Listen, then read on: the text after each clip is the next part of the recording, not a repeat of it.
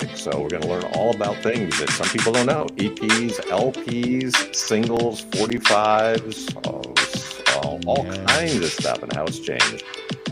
definitely. Hi, I'm Daniel Lucas, and welcome to Music 101. Music 101 is created to empower music itself, and of course, legendary icon in the music industry. And of course, my partner in crime, the Doctor of Digital, The partner Mr. in musical crime. Yeah. Yes, Mr. G. Smith. What is letter G stands for? It stands for absolutely nothing. A little bit of trivia. Harry S. Truman, the president. What does S stand for in his name? Absolutely nothing. Great trivia for Mr. Mick. That'd be awesome. So another episode of Music 101. People, so Mr. Mick, what will be our topic for today? Yeah, I think this is kind of an interesting one. And around for a while, I kind of have seen this myself. So I thought, okay, how about how has technology impacted music? Humans have been creating and listening to music for thousands of years. We got archaeological evidence that shows our ancestors were creating musical instruments like flutes and drums by at least 42,000 years ago.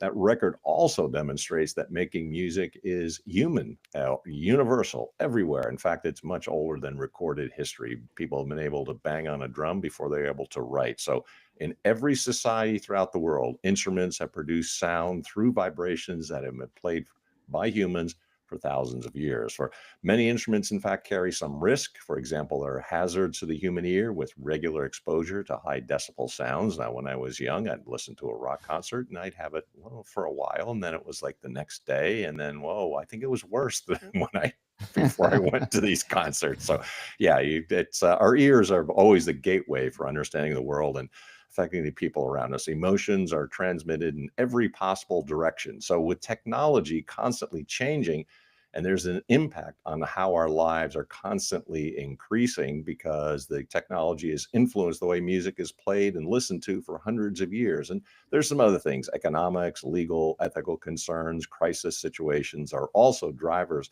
But technology has made music much more accessible, social, mobile, and democratized. Today, anyone can make music. So, recent times, technology has been an essential component of music creation, and it's brought us to a point where there's a broad range of instruments and ways to make sounds. Some of us remember things like the synthesizer, when you could not necessarily have that whole band, but you can make sounds. So technology really has an impact. And so what I want to talk about are really how music has changed because of the technology that's available, how it's recorded, produced, distributed, and consumed. And one of the most significant changes, of course, is the shift from analog to digital recording methods, which is more recent. So, digital recording allows for cleaner sound quality, easier editing, and the ability to store vast amounts of music on portable devices. And this has revolutionized the way music is created and produced, making it more accessible to a wider audience. Furthermore, and more recently, the internet and streaming services have revolutionized the way music is distributed and consumed. Platforms such as Spotify, Apple Music, and YouTube have made it easier than ever for artists to share their music with a global audience.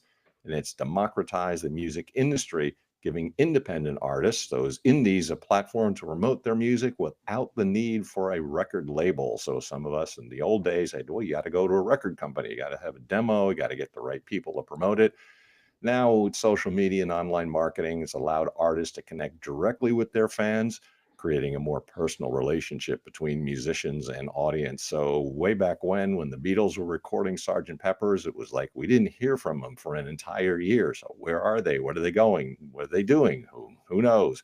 But technology has a significant impact on the way music is experienced and enjoyed by listeners. In the advent of streaming services and digital downloads, it made it easier for people to access music anywhere, anytime, all the time. So, additionally, advancements in sound technology such as surround sound and high definition audio have enhanced the listening experience for musical listeners. So, with virtual reality and augmented reality, things are changing. We'll have to see what AI has and what sort of impact. But if we turn back the clock, we can better understand how and why there was a transition from analog to digital technology with the technology of Vinyl. Yes, interesting facts, Mr. Nick. So, what is the technology of vinyl? Well, with music, technology has evolved significantly over the years, from the days of vinyl records to the era of streaming services. Vinyl records were the dominant medium for listening to music for many decades, but with the advent of digital technology, the way we consume music has changed dramatically. And what we'd like to try to talk about in this episode will explore the evolution of music technology and how it has impacted the way we enjoy music. Vinyl records were first introduced in the late 19th century, quickly became the primary format for listening to music. They offered a high quality listening experience and allowed music lovers to appreciate the artistry of their favorite artist. However, vinyl records also had drawbacks such as the fragility and limited playback time. Vinyl records first introduced, and then fortunately, they don't always work out, and we find that because of some of the drawbacks. But if I can talk about some of the most iconic records of the early 20th century, was actually the 78 RPM record. And if people are not familiar with what that is, that number refers to how many revolutions per minute that record is turning around. So 78, we'll talk about 33 and a third, 45, has artists such as Enrico Caruso and Bessie Smith. And these records are made of shellac, a brittle material that was prone to cracking and breaking, but they did offer a high quality listening experience that was unmatched by other formats. So music lovers would carefully place the needle on the record and sit back to enjoy the rich, warm sound of their solo artists. And so Enrico Caruso, prime artist of Solo Mio. He recorded that in 1916 and also referred to Bessie Smith. So these were so called race records of the time. They were more risque. So get ready. There's a whole bunch of double entendres with the lyrics, but there was a very receptive audience for that kind of music. So Bessie Smith, need a little sugar in my bowl. And she says, I need a little sugar in my bowl. I need a little hot dog on my roll. I can stand a bit of lovin', oh so bad. I feel so funny. I feel so sad. I need a little sugar in my bowl. I need a little hot dog between my rolls. You getting different, I've been told. Move your finger, drop something in my bowl. So yeah, there's a lot of double entendre going on there. So What's the people reason? that people had to understand. So it wasn't blatant, but you could kind of figure out what Bessie Smith was talking about. She's, primary artist and one of the most important and most influential over the years. So there's all kinds of people who followed after her with that kind of double entendre, not blatant, but kind of naughty and kind of fun. And, there was a great audience for those kind of records at the time. And the vinyl records continued to evolve and improve with the introduction of 33 and a third RPM records in the 1940s and the 45 RPM records in the 1950s, because the 78 medium was most popular before that, made it possible for people to listen to music at home and without having to visit a record store. The smaller records were more convenient and affordable, and they allowed people to build their own music collection. So, for example, young Elvis Presley fan might buy a 45 RPM single of Heartbreak Hotel, play it on their record player at home. The record would play for about 3 to 4 minutes, and then the listener would have to flip it over to hear the other side, the so called B side.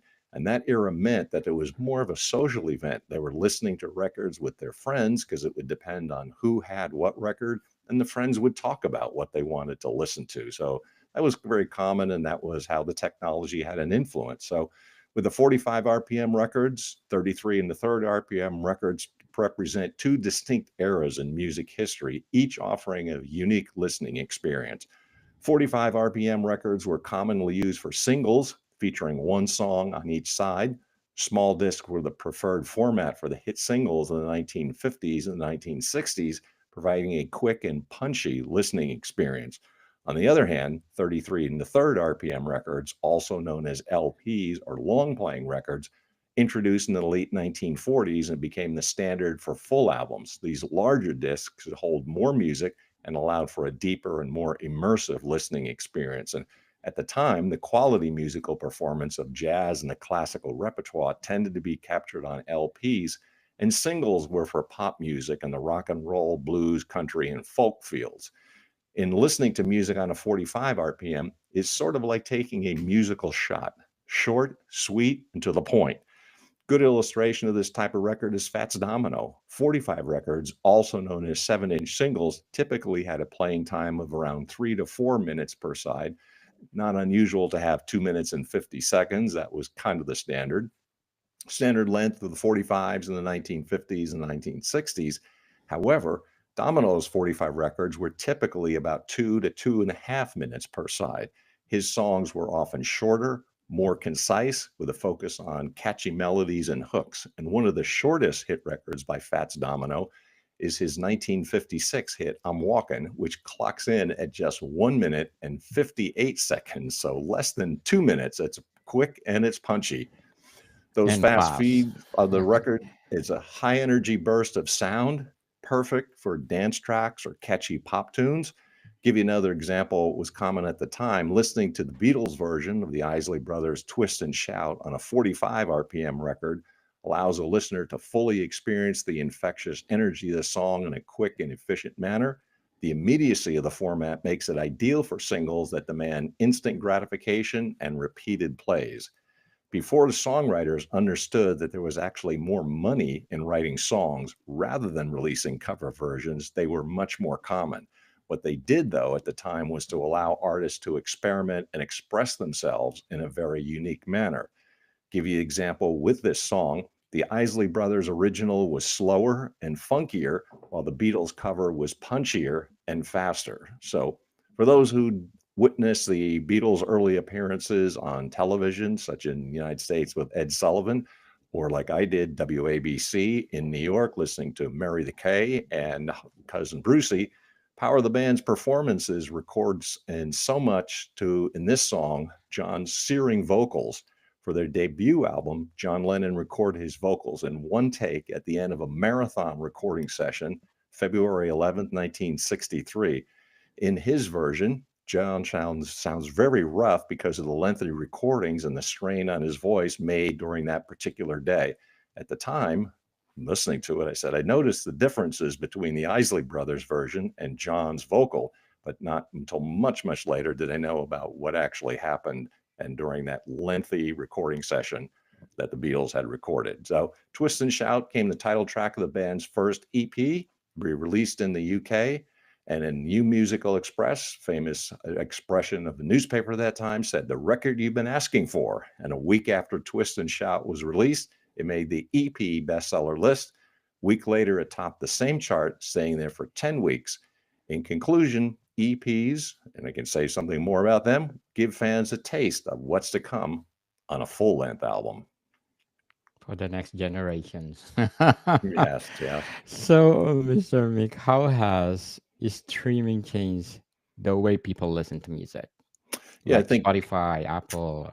sure, absolutely. It's much different. So let's say we talked about those times where people had records and they would have to talk to their friends about it and figure out who's got what and what you're going to play next. It was much more of a social experience. And at the time, of course, what people are doing is they had to talk about it a whole lot. So it was not an individual experience like the streamers are doing and not without having other people around.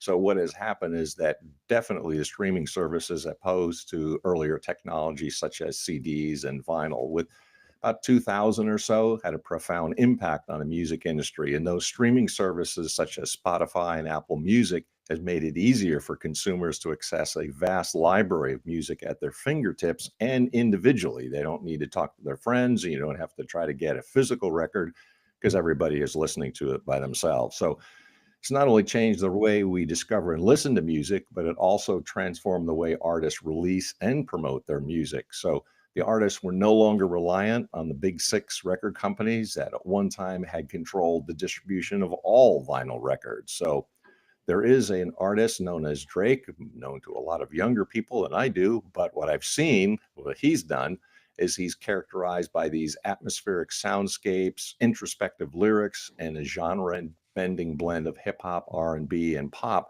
And it's an artist like Drake that, if he would have relied on physical formats like CDs or vinyl, would have been much different. But with streaming services, Spotify, Apple Music, and Tidal, artists can now reach a global audience with ease.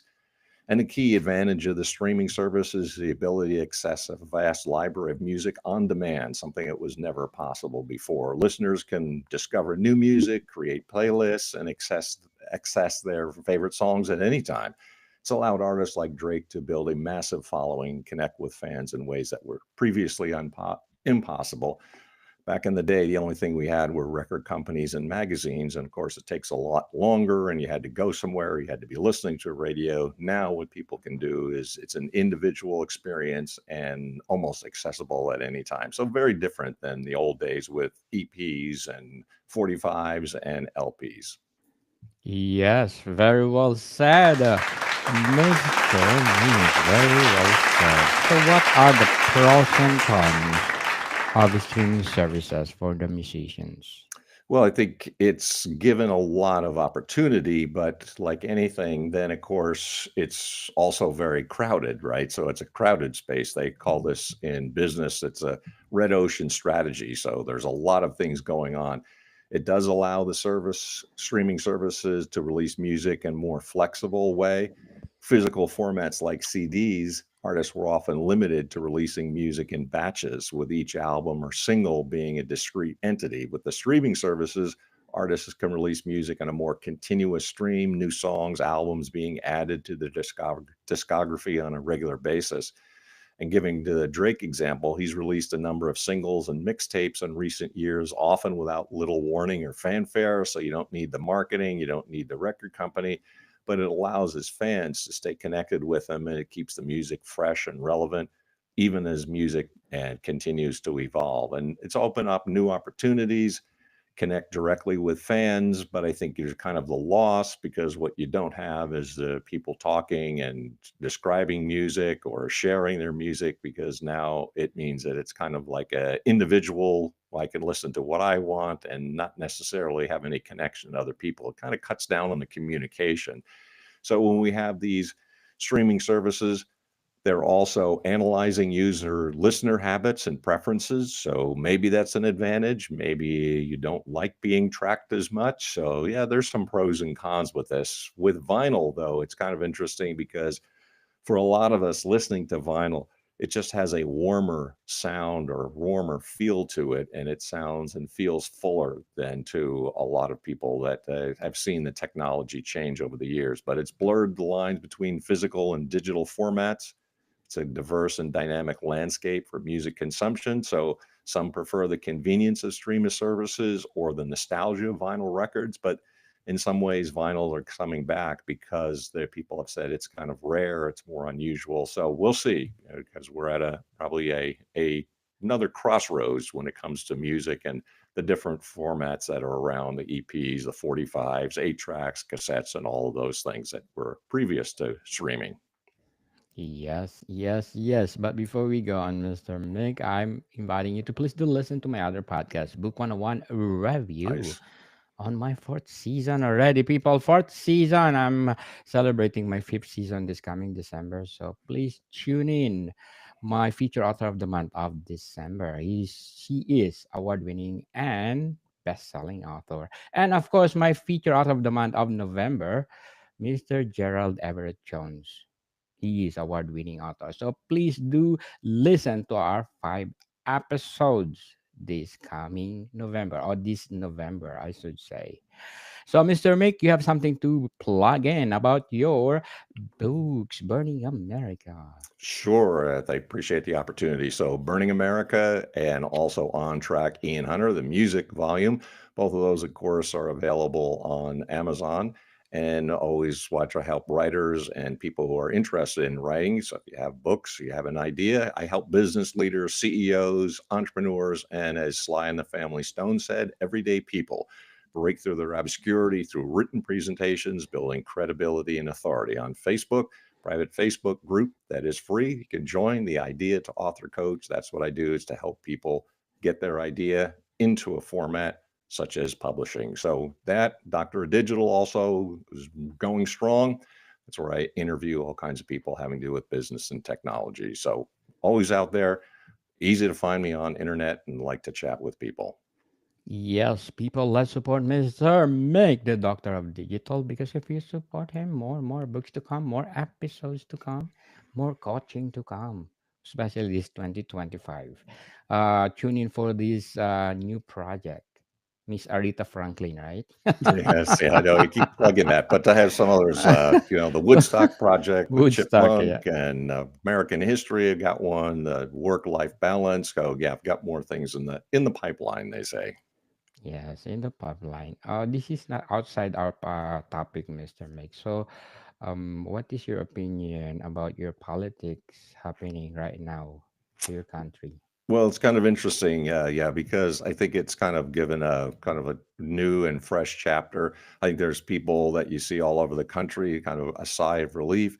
Well, for one thing, just the fact that it's over, it's one thing. So every 4 years, we do have this circus that's the presidential debate and the presidential candidates.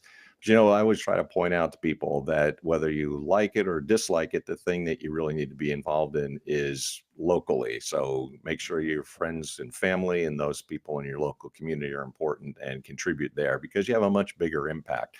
And so, whatever your feelings are about politics, I think it's a good thing.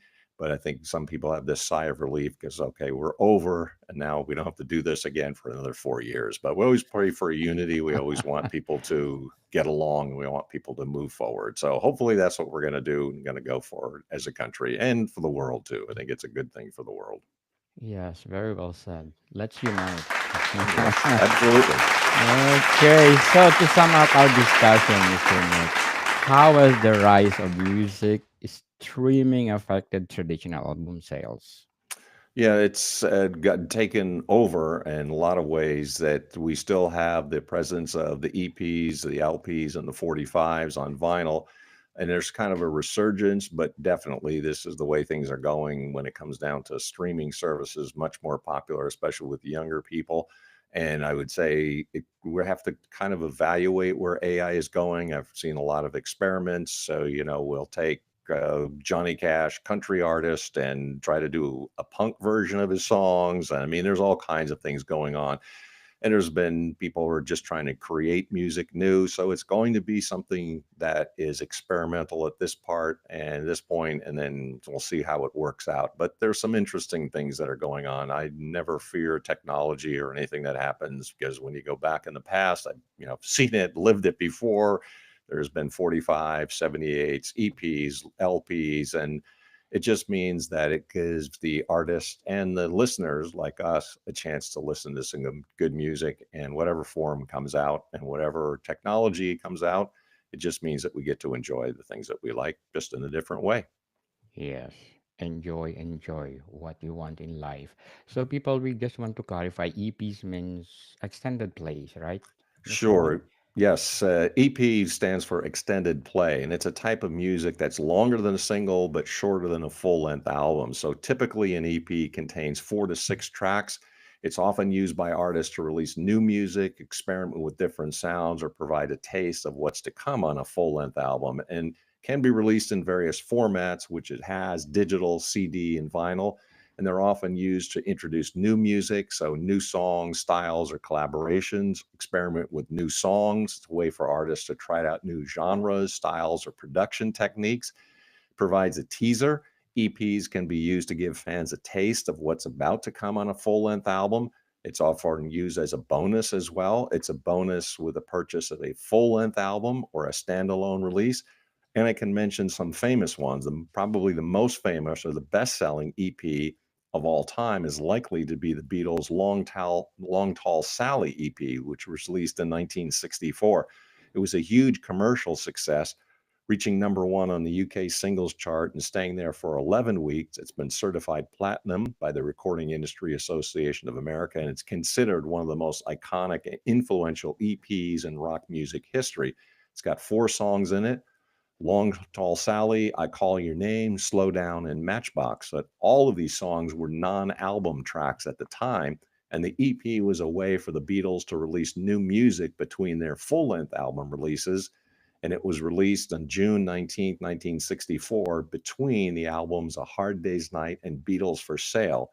This was during the height of Beatlemania, and the Beatles were absolutely stretched to the limit by touring, appearances, recording, and writing songs, and the shorter EP format fit their marketing needs. That is, to produce something when they were almost completely exhausted, because you can tell they were exhausted when they released Beatles for Sale in December of that year because they had been touring nonstop for 2 years. The pace of the schedule was taking a toll on their physical and mental health. And between 63 and 64, the Beatles had been touring extensively in the UK and abroad, performing up to 100 shows a year. And that grueling schedule left them feeling drained and exhausted. Additionally, the continuous pressure to produce new music, meet the demands of their fans, and deal with the chaos of Beatlemania was taking a toll on their mental health. So by the time they recorded Beatles for Sale, the Beatles were feeling burnt out and were struggling to come up with new ideas for songs. And if you listen to the album's lyrics, you can see and hear this. They were exhausted.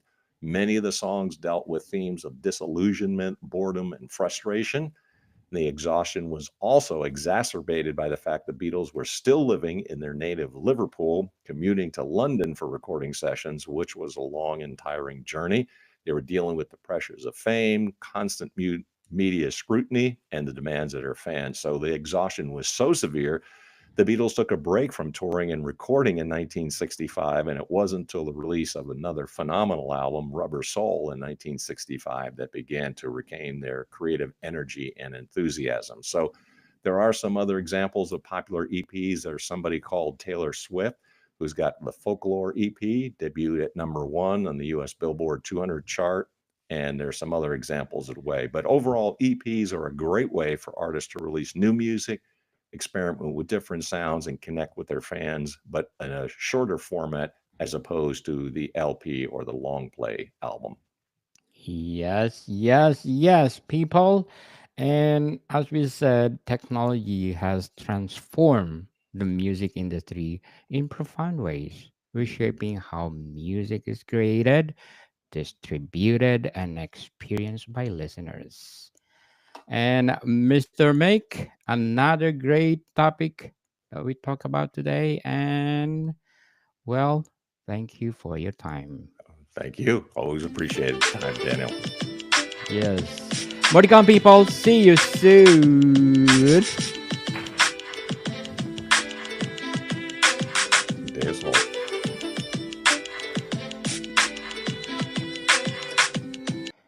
So, Mr. Mick, you are now in California.